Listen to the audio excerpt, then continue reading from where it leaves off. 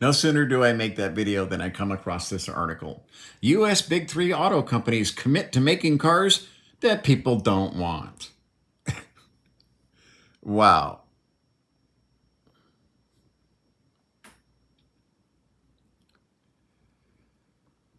So, yeah, it's the same thing here basically on cars. Everybody wants to make a giant 8,000 pound SUV.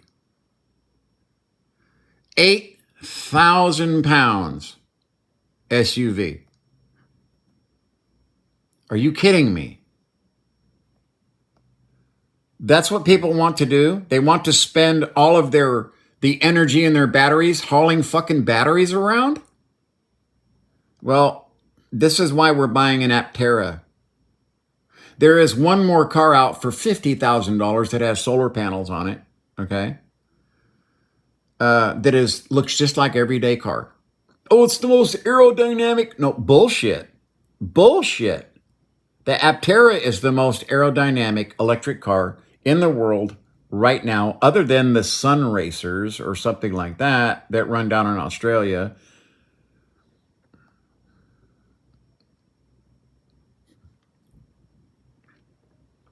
All of this means, all of this means that if GM, Ford, Chrysler speed forward with their commitment to convert to 100% EVs, I'm going to have to break my long-standing pledge to my parents to buy American.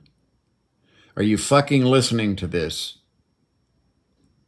GM, Ford, and Chrysler, are you listening to this? Because the Aptera is the only car made in the United States that I'll buy right now. Everything else, as far as I'm concerned, is just a lot of heavy weight, hauling around a lot of heavy weight, okay, designing a gasoline car and turning it into an electric car. I'm going to break my long-standing pledge to my parents to buy American and never purchase a Japanese car. The American companies will have to give me no choice. Oh, the American companies will have given me no choice. Sorry, this is 2023, not 1923, when Henry Ford said you could have a Model T in any color you wanted as long as it was black. You see, they don't get it. It's this whole, I don't fucking understand it, from video games to video projectors to automobiles. This whole technological surge has got these tendrils out in all these directions that don't lead to where we need or want to go. It's like, oh, well, everyone wants an SUV. Who fucking said that? Who said that? The guy in the inner city in New York who's never taken his rig off road, who going over a curb would have his heart beating fast because he's, oh my goodness. What I consider off-road, this is what I consider off-road, okay? Where you have to have it. You can't get home without it. That's real. That's why when you need an SUV. You can't get home without it. Or as you're leaving, going down the hill, my wife and friends and everyone says, okay, we're going to get out of the car while you do this, because they're terrified. See, that's off-road. That's when you need an SUV.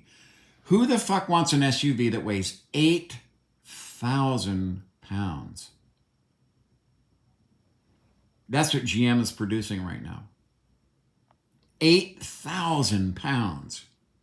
4-ton car. The Aptera, 2,500 pounds, 3,000 pounds tops with the biggest battery pack. 1,000-mile range versus 350 for your giant 8,000 pound slug. You're never going to have more than 2 people in that car. You're going to drive it around fucking city. You're never going to have it off-road anyway.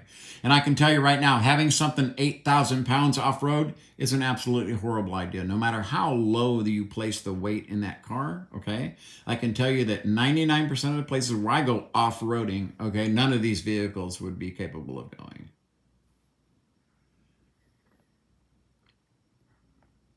If you're thinking about getting an electric vehicle, I would seriously look at Aptera, okay? It is designed from the ground up to be an electric car. that is going to sit out front, charge itself. No need to plug it in probably ever where I live, other than right now where we're having like 2 weeks of overcast. I could plug it in to my normal 110 house current and charge the battery up.